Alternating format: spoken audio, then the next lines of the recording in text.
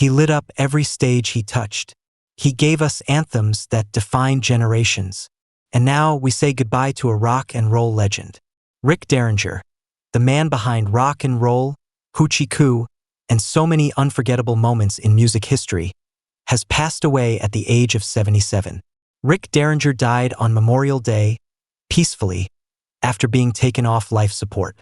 According to his wife, Rick Derringer, Rick was at home in Ormond Beach, Florida, when it happened. He had just reached for his favorite pillow and suddenly went into what's being described as a state of shock. Just like that, in a blink, the world lost a voice, a spirit, and a sound that defined rock. His wife Jenda and longtime friend Tony Wilson were right there, holding his hand. Jenda told TMZ, "We thought we had years left, but God's timing is perfect." What makes this even more heartbreaking is that just 2 months earlier, Rick had undergone triple bypass surgery. The operation was serious, but Rick seemed to bounce back with that same energy and optimism he always had. Friends say he looked great, felt good, and was even making plans to return to the stage. But on that Monday night, something changed. As he prepared for bed, reaching for the same pillow he always used, Rick collapsed. He was rushed to the hospital, but it was too late. His heart gave out.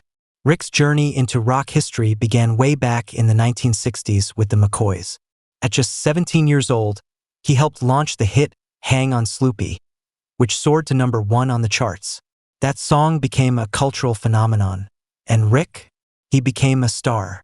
But he wasn't stopping there.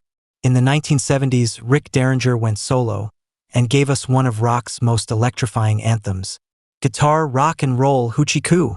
It wasn't just a song. It was a celebration of rebellion, youth, and raw, unfiltered rock energy. The track became a permanent fixture on rock radio, movie soundtracks, and every guitar player's dream set list. And then, there was Real American, United States Real American, an anthem for icons. It's the song you heard every time Hulk Hogan walked into the ring. It echoed through stadiums. It blasted from speakers at rallies and events. Even Barack Obama and Donald Trump used it at different points in their public lives. Rick Derringer wasn't just making music, he was writing the soundtrack to American culture. Rick's guitar didn't just sing, it spoke. That's why some of the biggest names in music came calling. He worked with Kiss, Alice Cooper, Steely Dan, Cyndi Lauper, Barbra Streisand, even Weird Al Yankovic. His fingerprints are on dozens of albums you know and love. Behind the scenes, Rick Derringer was everywhere, shaping sounds, pushing boundaries, and making legends even greater. Even as he aged, Rick never lost that spark. He kept performing, kept creating, and stayed connected to his fans. He was active online, giving interviews talking about faith, family, and the beauty of life after fame. Rick was more than a rocker. He was a mentor, a friend, and an inspiration to anyone who believed in chasing their dreams. Jenda, his wife of many years, said it best. Rick was so positive and peaceful. We thought we had more time, but now he's with God, and he's finally home. Rick Derringer's music will outlive us all. Because when a riff is that strong, when lyrics hit that deep, when a man gives everything to the music, he never really dies. He becomes part of history, part of us.